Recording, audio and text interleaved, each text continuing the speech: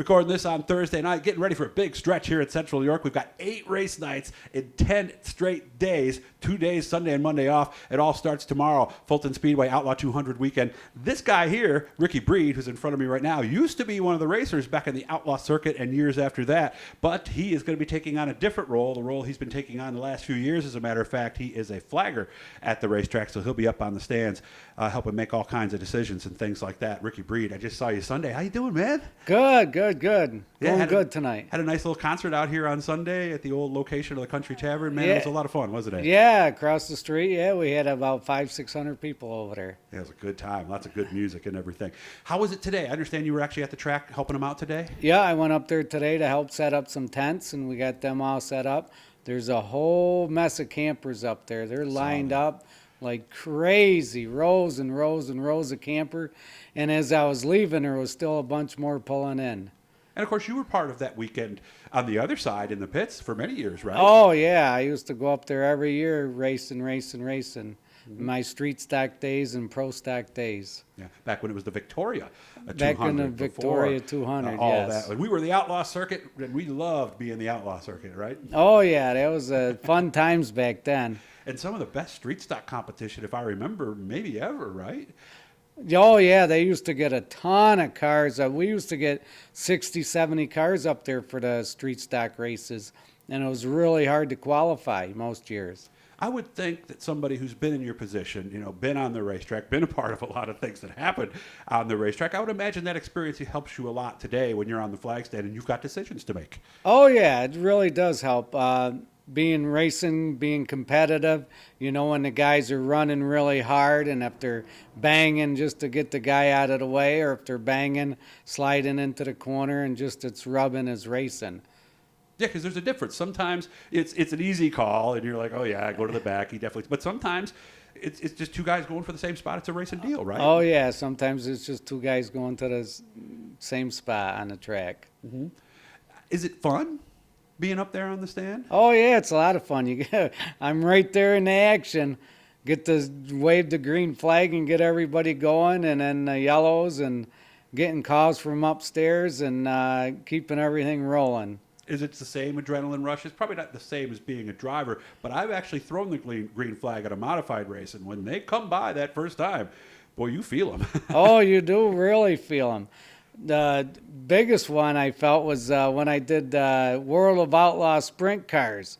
When they'd come down for their green flag lap, for their original green flag, when all the cars were out there, they come by me, almost knocked me right off my feet. The wind was so gusty. Holy cow.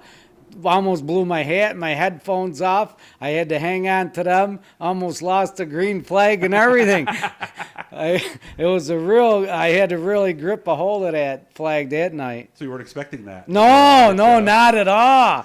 I've done sprint cars and I've done modifieds and all that, but it was nothing like the World of Outlaw sprint cars when they come by. We figure all the air coming off those wings, right? Oh, yeah. And I'm right at Fulton.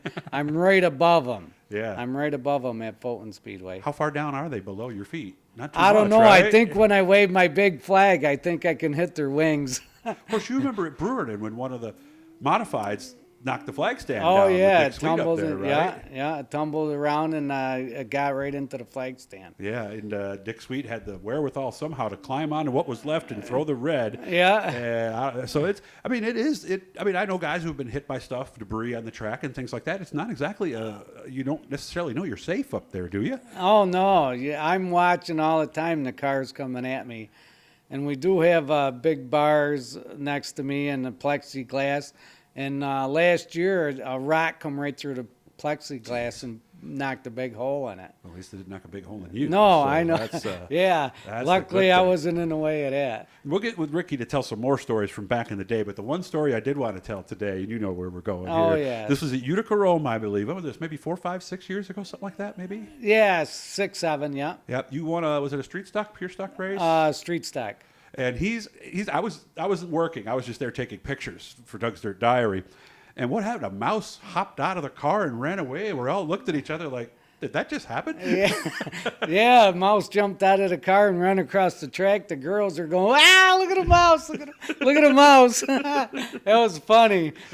So did that thing ride all the way from your shop here in Memphis out to Vernon? I think 'cause so. I don't think it would have jumped in at the track. No, I don't think so either. Yeah, it must have jumped in at the garage and took it all the way down there. Didn't jump out for the heat race, but Yeah, it or the come hot out. laps or anything. No, just come out for after the feature. It was crazy. I know. Just when you think you've seen it all in racing, you get something Yeah, like that. and Doug's seen a lot. Believe me, Doug's seen a lot Well, of so stuff have at you. the I mean, races. you've been in it longer than yeah. me. A couple Yeah. years more at least. Yeah. So, but it's those stories, it's the people, like they always say, the racing is what brings you in. It's the people that keep you in, and it couldn't be more true, could it? No, that's true. Mm-hmm. And the good thing at the track for my job, the best thing, is I always see the winners. Yeah, same I here. always see the winners, and they're always happy. I'm not like the pit guy, Dane. My buddy Dane is Oh, at I the wouldn't pit want that shack. job. And he's got the other side of it where he sees them when they're not so happy. Yeah. I get to always see them when they're in victory lane. They're all happy, smiles. Mm-hmm. Yeah. I always liked my job. I always thought the announcer was one of the easier positions because if you say something wrong, you just, I meant to say Ricky Breed is in Right. that car. So you can fix it that fast. Right. Where if you mess up something on your race car, you go out there and lose a right rear and flip it, there's no correcting Oh, that. there's no correcting. Right. Right. Yeah. Worst crash, where was it? When was it? Worst crash.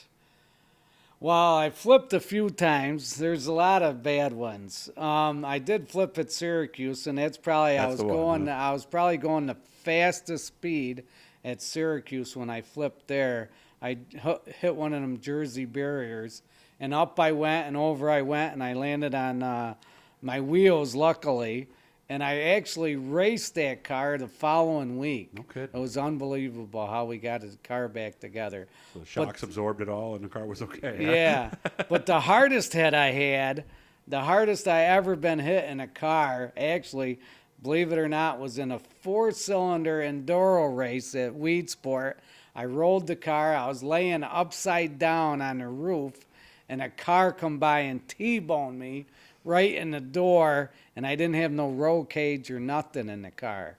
That was the hardest I ever felt that I got hit. But in all the flips I done, and I think I've got 6 flips in it, and different tracks and different cars, I've, knock on wood, I've never been hurt. Well, hopefully no one will be hurt this weekend You're right. either. I'll see you all weekend long, guys. Hit the blue. Remember Fulton Speedway Outlaw 200 happening this weekend, Friday and Saturday, and of course Super Dirt Week, all the satellite shows.